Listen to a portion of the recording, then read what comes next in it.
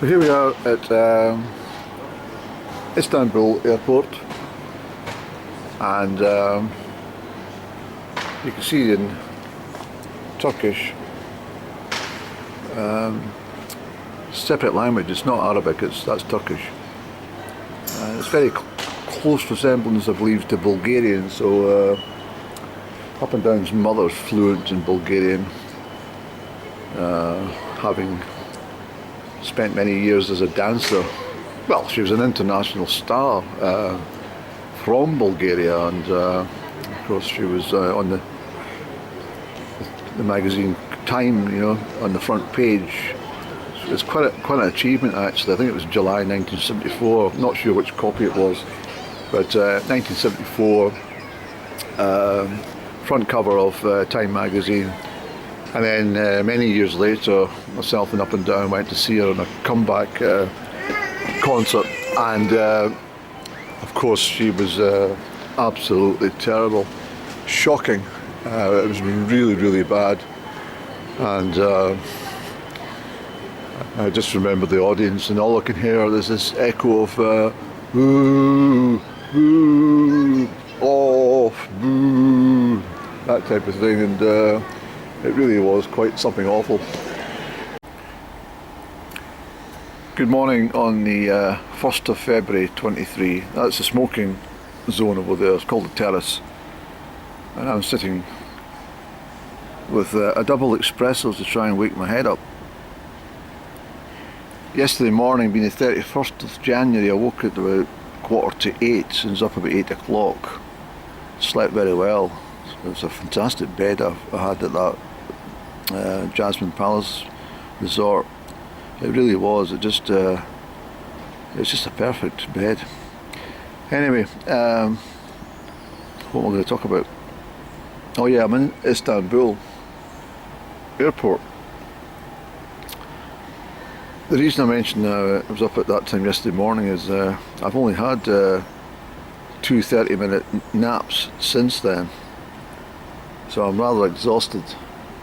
And as per usual with Turkish Airlines, I've only flown with them twice, and on 2 occasions they've arrived at my destination for transfer at the same time as my other flight is leaving. It's quite strange logistics that they operate. But luckily on the flight from Hurghada this morning in Egypt, which left, well, it's meant to leave at 3:45 in the morning, left at 4:25, 4:30ish, and so we arrived duly in Istanbul on time, actually, on appointed time, but it still wasn't enough time to get the other flight that I was hoping to get to Edinburgh. I think you realise the same applied coming from Edinburgh to Istanbul, hence why I ended up in the 5-star hotel on the first night. That would have been the 24th of January. Yes, it was. Well, the 25th of the time I arrived here. Rather than make this vlog too long, the situation currently is that I said to the Turkish Airlines desk, I mean, I'm talking about the whole aircraft has got connecting flights, places like New York and everything. People were furious that so many flights were missed, and which makes me think that time that told us that it arrived on time was a load of shite. It couldn't have arrived in time because everybody was late and missed flights. Anyway, I said to them, there's no way I'm staying in Istanbul today. I'm not staying another 24 hours in this city. It's been snowing, not just now, it's 4 degrees here, but it was snowing the runways and stuff at the edges. And anyway, the guy said, yeah, okay, we'll put you on a flight to Dublin. Now the very strange thing is, while I was having a cat nap on the aircraft, I suddenly thought, I think I'm going to go end up in Dublin. And I couldn't believe it when he says, I'll put you on the flight to Dublin. And I thought, well, that's fine. And how am I going to get to Edinburgh? He says, that'll be sorted, don't worry about it. You'll arrive at 8 o'clock. And then just as he'd done that, he says, oh wait, I can get you an earlier one. I'll put you to the 20 to 2 flight to Heathrow, and you'll get the 20 to 5 flight to Edinburgh, arriving at 6:05. I said, well, I suppose that makes sense, put me on that one. And anyway, what was it? I then said to them I need to get some sort of voucher, so they gave me a voucher for a lunch. So I bought this coffee myself. I've kept the receipt because obviously it's going to be charged back. It's been a crazy holiday. I mean, it's been really, really good. But as far as travelling to and fro, it has been quite demanding and quite stressful. But that's travel for you. I don't mind it really, because you never know what's going to happen next. But what's happening next here is I'm stuck for, it's 11:15, which means it's 8:15 in the UK. So 3 hours difference here. And well, I've got a good couple of hours. Yeah, I've got a good couple of hours to mill about, because obviously I need to be at check-in desk and all that, and boarding well before 20 to 2. So it's not bad, it's going to work out alright, and then I'll get a bit of a sleep on the flight over to London, hopefully. But I did stop with this camera just down the way there a bit, because that was the exact spot that the person had described in a vlog. I don't know if I'm going to load it or not. I might just do that, but it's a long one. Where I thought the woman had cut in front of me, stole my energy and moved that way, and I was stunned, and then decided to chase her. Give me my fucking energy back. And it turned out to be a man, and the only reason I managed to catch him, because I've never seen anyone, he wasn't a youngster, he was much older than me, he must have been in his 70s, I think. Easy. And he was just like lightning. He got stopped to speak to somebody, and he pulled his face mask down. That's how I knew it was a man, because of the beard and stuff. But I was convinced it was a woman. But anyway, let me have a sip of some hot espresso, double espresso, please. It's not easy filming in airports, because you can't help picking up passengers who don't want to be in a film. So that's why you're getting this very boring coffee cup to look at.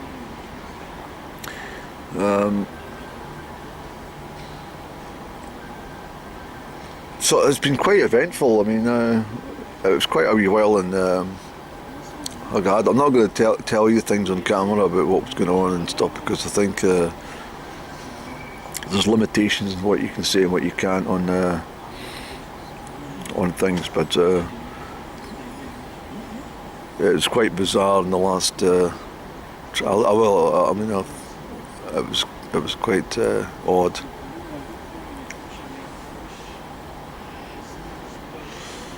So it was double security in Egypt, and then we arrived here through the security again, and this time they decided to thoroughly. I mean, I got my bag searched to Egypt. I can't believe they always do it to me. Everyone else is floating through, and then like, the guy shouted, "My bag open." And opening the bag, you're always worried. You know, did I even for 30 seconds, maybe in the toilet having a piss, did somebody fucking unzip my bag here and stick something in? I mean, it's a frightening experience to consider that could be the possibility, because you've already ticked to say you packed the bag yourself. Try to get your way out of that one, eh? But they also here in Turkey, they decided to take all my stuff and x-ray everything. Yep, thoroughly. I mean, I could see them doing it. It was pretty bizarre. So it all fits into one particular story. It's nothing illicit. Well, not really. Well, it is. It's not illicit, it's just rule breaking. That's more what it is. But they seemed okay with it. And people in Egypt said that would be the case. So I could have bought more. It's not cigarettes I'm talking about. Or anything illegal like that.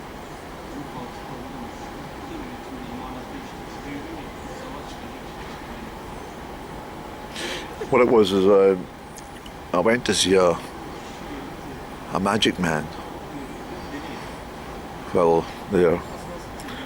And we had a wonderful time.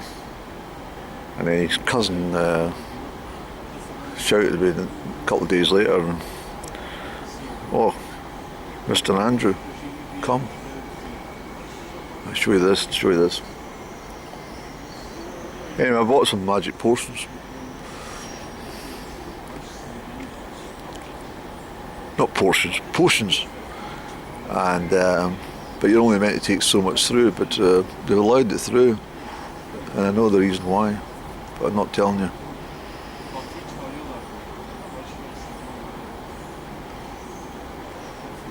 He said you would get through for this reason, and he was absolutely right. Because I thought it would take it off me and lose my money, but alright. Maybe a different story when I fucking arrive in London right now. Ah, it's a strike on there today, eh? There'll be few in numbers. Passport control as well, probably. Well, I've got means I've got to. Oh God. Anyway, Expresso's working.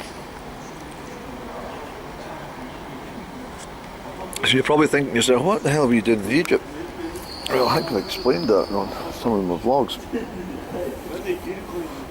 And I had a thoroughly good time, I really did. But the stresses of like they unfold on a different level each day. I'm not going to tell you the whole story because it's just, you know, well, for one thing, it's probably venturing into my private life as well. So, but just to say that it's fucking hell.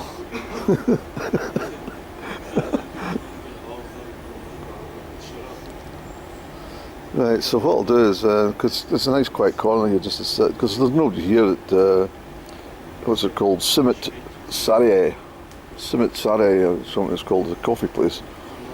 So I must be the only crazy bastard in the airport that decides that 66 Turkish lira is a good price for espresso.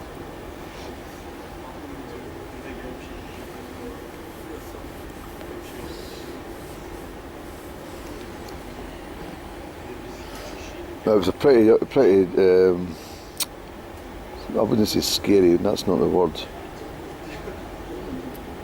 But the flight over the Mediterranean was actually a wee bit nerve-wracking at times. I mean, when the not the cabin crew, when their cabin crew, those stresses as it used to be called them, when they start to look up with strange expressions in their face while the plane's fucking shaking about, making strange noises, you know that things are not really fucking the way they should be. That'll be why we were late. That's right, that's what it was. We must have been late because it was fucking terrific fucking wind we were going through. And it said it was minus 47 outside, which above Cyprus is, I suppose that's pretty chilly, isn't it? At 30,000 feet. We were flying at 29,000 feet, I know that much.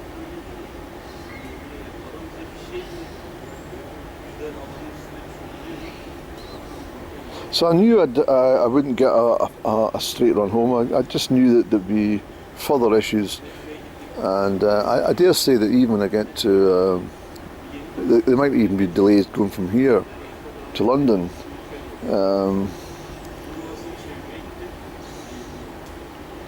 I mean,